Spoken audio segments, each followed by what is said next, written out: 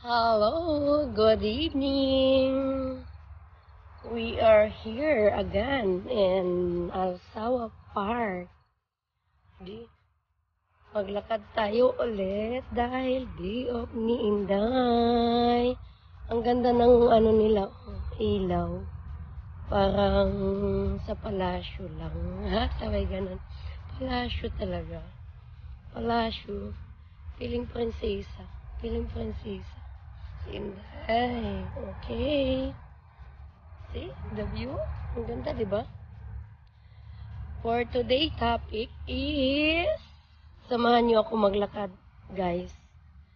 Maglalakad rin lang tayo. Then magkwentuhan na tayo about buhay-buhay, about move on. Move on, guys. Hindi mag-move off. Baka ma-stroke. Kailangan nating mag-move forward in life. Kahit ilang bisis pa tayong i-reject, palitan, whatever.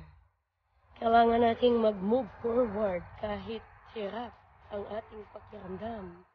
Wala tayong magawa dyan, kundi namnamin ang sakit. Tingnan mo naman yung nila, ilaw. Ang ganda. Masyakit ang maiwan at ma-reject, di ba guys? Pag hindi pa kayo na-reject, or hindi pa kayo naiwan, or hindi pa kayo nasaktan, you are not human. Kailangan tanungin mo sarili mo ngayon, joke. It is a human nature na masaktan tayo. Lahat yan pagdadaanan natin. Nung una, akala natin kawawa tayo, no? Because we feel too much pain from inside. Oh my God, this is you. I see. The flowers. Ganda ng park nila, guys, no? So, go back to the move on. Mag-move on tayo, guys. I am talking about, I choose move on. Kasi nga, parang ang dami kasing mga taong hiwalayan ngayon.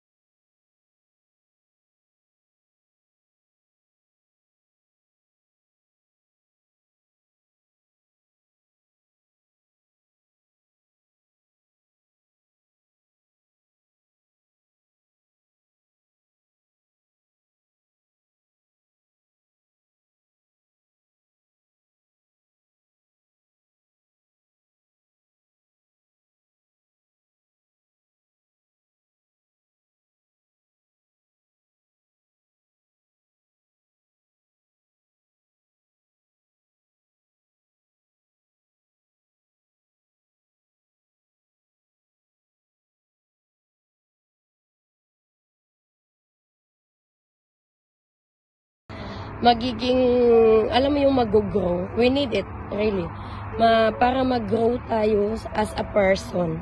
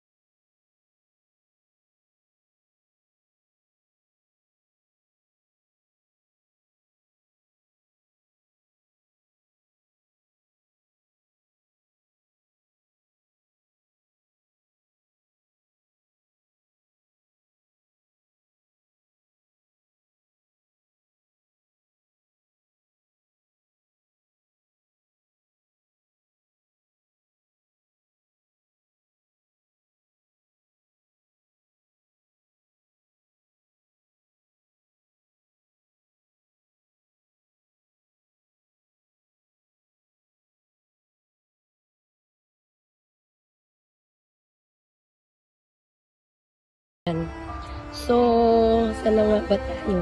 Acknowledge the pain kasi based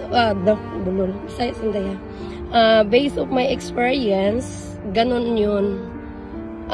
Parang ina-acknowledge ko siya para mas mapabilis yung pag-overcome ko ng yung sakit na nararamdaman ko. Kasi masakit naman talaga, di ba? Masakit pag maiwan. Lalo na pag love mo yung tao. Tapos, whatever the story. No need na I have my long story. So, we're just talk about move on. Kailangan mong i-acknowledge and kailangan mong i-embrace yung sitwasyon na ganito na ang sitwasyon ngayon. Acceptance na wala na kayo. Na you need to move forward in different ways. Parang ganon. Kailangan mag-focus ka na lang kung ano yung mga taong, kung anong mayroon ka. Halimbawa, nandyan yung mga magulang mo, nandyan yung mga anak mo, nandyan yung mga kapatid mo, then you need to focus what you have. Para madali lang. Kasi minsan pag iniwan tayo, parang everything is, parang nawalan tayo ng iwan, parang nawalan tayo lahat, na life is not okay, parang nalugmok, parang yung iba nga hindi na nakakakain ng maayos, pumapayat na, ha? Kasi I've been there, sabi ganun, secret yun. Tapos, yung alam mo yun, but it is normal, ha? Pagdadaanan natin lahat yan. Hindi, wag niyong i-question yung sarili niyo, bakit ka ganyan, no? You need to go through your pain para ma-enhance mo yung sarili mo to grow. As I said, we need the pain to grow. So, parang sharing lang tong, sinishare ko lang yung experience ko kung ano yung mga ginagawa ko na to easy way. Nung tumatanda na kasi ako, parang nagiging mabilis na lang pag-overcome ko ng mga sakit. Kasi I learned my way. Siguro iba-iba naman tayo ng way. Kasi nga iba't ibang tao tayo, iba't ibang personality ang mayroon tayo. Iba't ibang mindset, iba't ibang perspective ang mayroon tayo. But this is just sharing para baka may makuha kayo. Kahit maliit lang na gawin nyo sa sarili nyo. Kasi nag-work siya sa akin na kung paano ko ma-handle yung pain at kung paano mabilis maka-move on dun sa taong nang iwan sa'yo. Parang ganun. At saka, acknowledge, acceptance, and love yourself. That is the best things that I do to myself para mabilis ako maka-move on.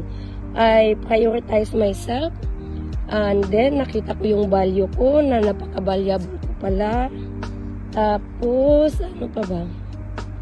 Yung parang I give time to myself every day to talk how she is today, ano yung pakiramdam niya, masaya ba siya, hindi ba siya okay, exhausted ba siya, parang ganon. I am talking to myself every day. At saka napansin ko na nagwo-work siya talaga for the self-development.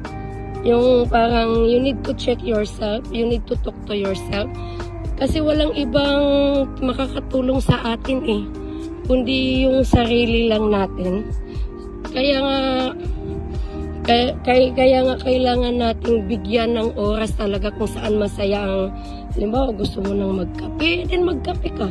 Kung gusto mo, kung ano yung saya ng pakiramdam mo, kailangan mong gawin, basta hindi lang siya nakakasama sa sarili mo. Parang ganun.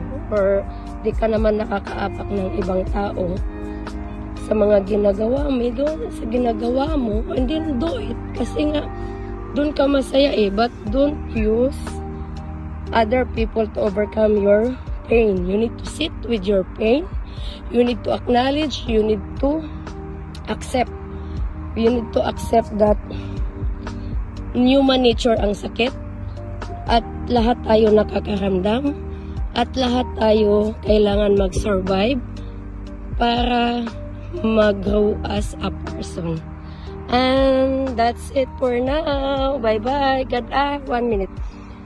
Nag-send kasi ako ng gusto ko lang magpasalamat doon sa mga nag-subscribes.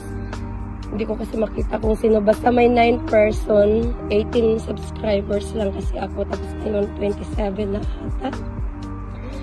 Gusto kong magpasalamat doon sa mga nag-subscribes sa YouTube channel ko. Okay, at saka sa doon pa saka sa mga hindi pa nag-subscribes, please subscribe guys. And thank you so much for supporting me. And God bless everyone kasi hinihingal na ako sa pagsasalita. I need to walk for 3 rounds. Bye-bye!